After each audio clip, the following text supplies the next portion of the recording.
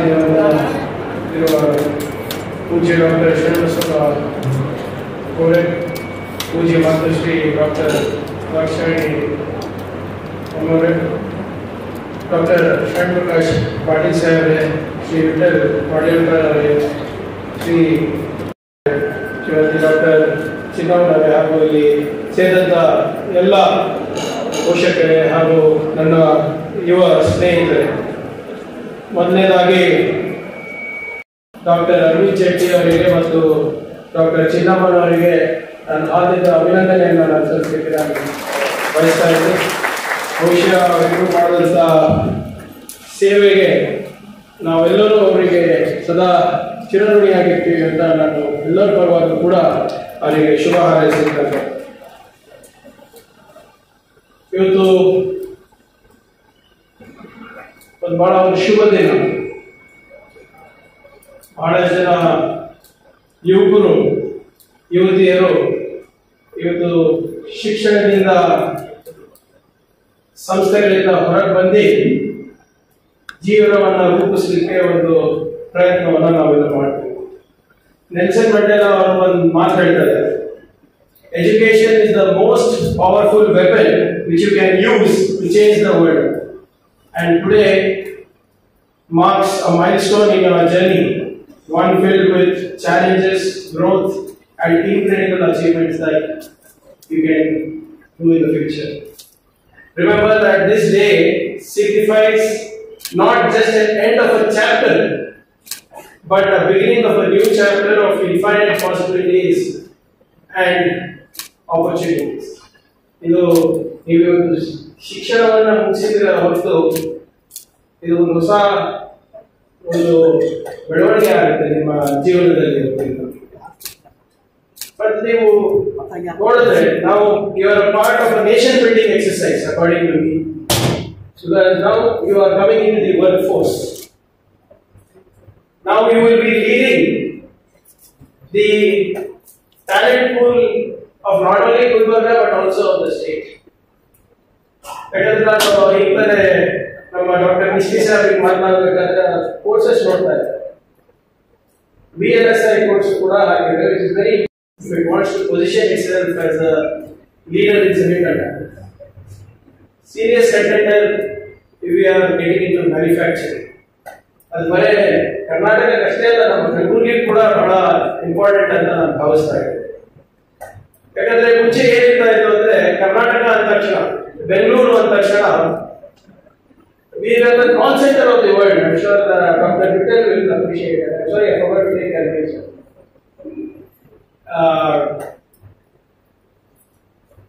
Before we used to say Karnataka, they would call us the call center of the world. We were the back office operations for the entire world. But today, we are the #1 state, not only in India, but also most parts of the world, for cutting edge technology. Today, whether it is IBM or whether it is Intel, everybody has their biggest offices set up outside America in Karnataka itself. And it has not happened overnight. It has taken us 3-4 decades to come here. And all this has been possible only because of our education system. Take a look at